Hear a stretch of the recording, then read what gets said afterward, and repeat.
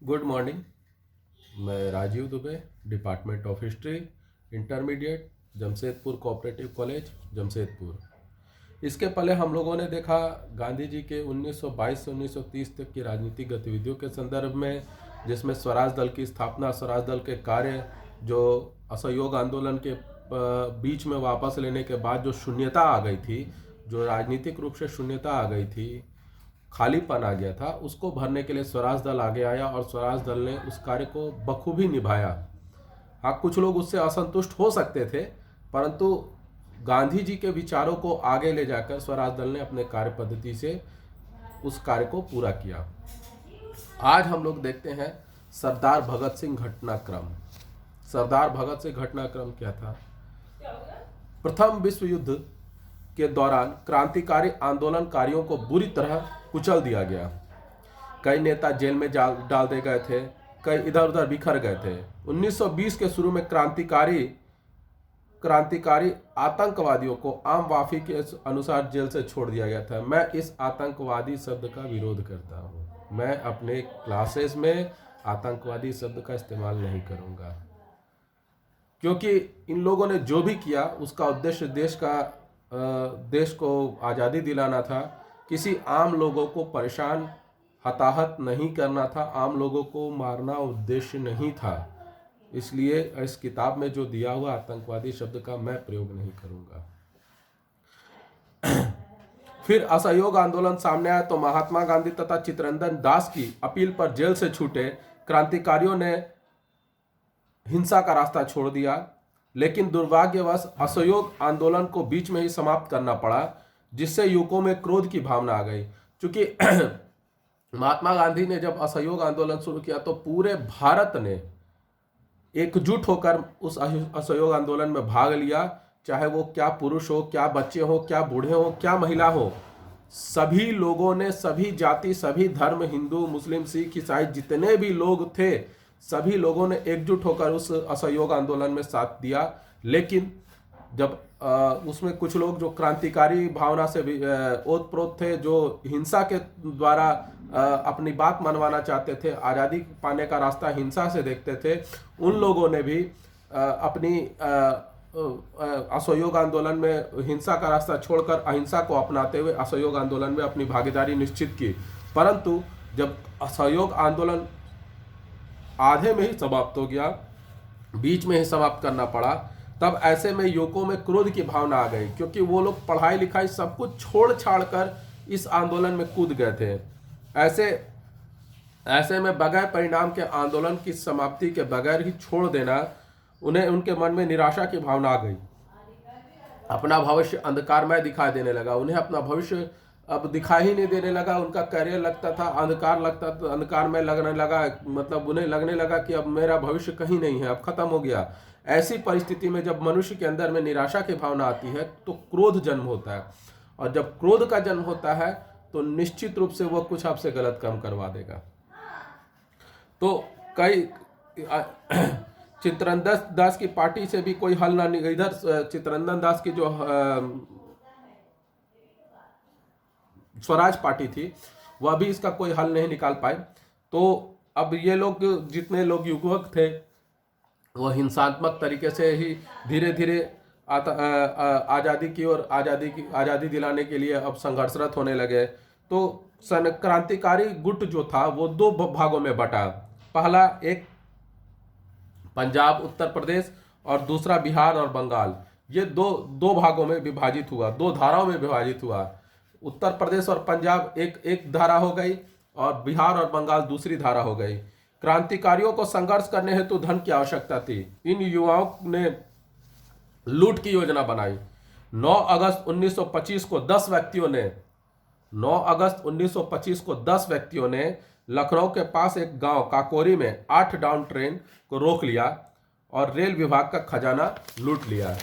इसे इतिहास ने काकोरी कांड की संज्ञा दी है, काकोरी कांड का नाम दिया है। सरकार इस घटना से बौखला गई और बहुत बड़ी संख्या में युवकों को गिरफ्तार किया और उन पर मुकदमा चलाया, जिसमें अशफाक उल्ला खान, राम प्रसाद बिस्मिल, रोशन सिंह, राजेंद्र लाड़ी को फांसी दे गई।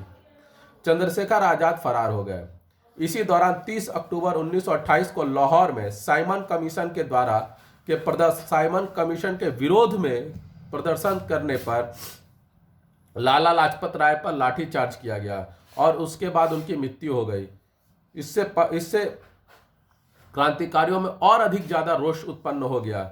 लाला लाजपत राय को शेरे पंजाब कहा जाता था और अपने प्रिय नेता की मृत्यु का बदला लेने का मतलब हिलोरे प्राय प्रत्येक युवा के मन में उठ रही थी। मतलब आक्रोश एक ऐसा आक्रोश हो गया था जो हर युवक के मन में था कि हमें लाला लाजपत राय की मृत्यु का बदला लेना है। हर युवक के मन में यह आक्रोश था।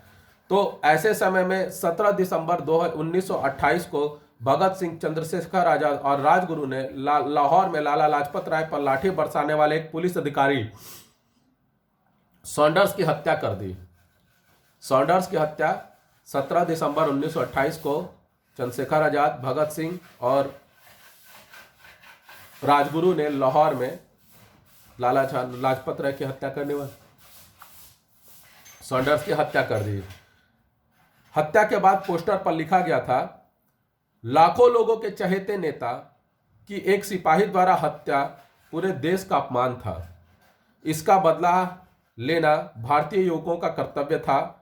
सॉन्डर्स की हत्या का हमें भी दुख है, परंतु वह उस अमानवीय तथा अन्याय व्यवस्था का एक अंग था जिसे नष्ट करने के लिए हम संघर्ष कर रहे हैं। यानी सॉन्डर्स की हत्या करके हमें खुशी नहीं मिली, परंतु वो जिस पेड़ की शाखा है, वो जिस गंदगी का अंग है, हमें उस गंदगी को नष्ट करना है। हमें उस देश विरोधी ताकत को नष्ट करना है जो हम पर शासन कर रही है। हमें उसे नष्ट करना है और उसे नष्ट करने के लिए हम इस पेड़ की शाखा को जरूर काटेंगे।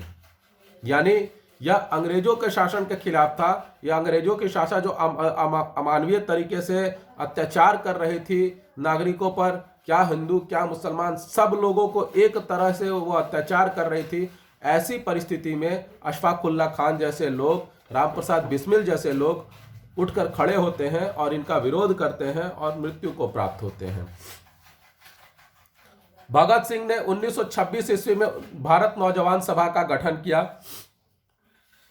इस सभा के सदस्यों ने साइमन कमीशन का विरोध करने में महत्वपूर्ण भूमिका निभाई। भगत सिंह व बटुकेश्वर दत्त ने 8 अप्रैल 1929 को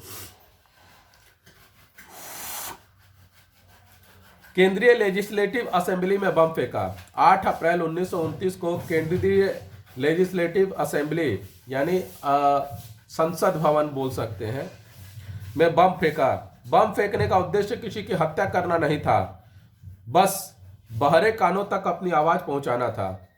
यहां भी उन्होंने हिंसा का रास्ता तो अपनाया, परंतु किसी के जान माल के नुकसान नहीं होने दी। और चाहते तो भगत सिंह और बटुकेश्वर दत्त वहां से भाग सकते थे, परंतु उन्होंने भागा नहीं, अपना उद्देश्य बताने के लिए गिरफ्तारी दी। भागने के बहुत मौके थे, भगदड़ मच गई थी, वहां बम फेंका और भाग सकते थे, परंतु उन्होंने ऐसा नहीं किया। खड़े रहकर वहां पर भारत माता की जय, वंदे मातरम का नारा लगाते हुए वहीं खड़े रहे और अपनी बातों को बताया कि हमें किसी की जान माल की हानि नहीं पहुंचानी, हमें बहरे कानों तक अपनी आवाज को पहुंचाना था। यह उद्देश्य हमने बम फेंका और वहां खड़े रहे। भगत सिंह बटुकेश्वर दत्त पर मुकदमा चला, परंतु बाद में भगत सिंह, सुखदेव, राजगुरु और अन्य क्रांतिकारियों पर कई आरोप लगाकर मुकदमा चलाया। भगत सिंह, राजगुरु और सुखदेव को 7 अक्टूबर 1930 को फांसी की सजा दी गई और 23 मार्च 1931 को फांसी दे दी गई। भगत सिंह शहीद आजम के नाम से जाने जाते हैं। भगत सिंह और उनके साथियों ने युवाओं को नवीन जोश का संचार किया और इसी से प्रेरित होकर, इन्हीं भगत सिंह जैसे युवकों से प्रेरित होकर भविष्य आने वाले समय में सुभाष चंद्र बोस ने आज़ाद हिंद सेना का गठन किया। और सुभाष चंद्र बोस के बारे में क्या कहें, वो तो सूरज को दिया दिखाने के समान है। हिटलर तक उस समय का सबसे महान तानाशाह, जिसे आज की दुनिया तानाशाह बोलती है, शासक हिटलर व्यक्तिगत रूप से उनसे मिला। खैर वो आगे आने वाले चैप्टर में मिलेगा। तो आज आप लोगों को ये वीडियो कैसा लगा, लाइक करें, कमेंट करें, शेयर करें, ज़्यादा से ज़्यादा मात्रा में सब्सक्राइब करें। घर पे रहें, सुरक्षित रहें। धन्यवाद।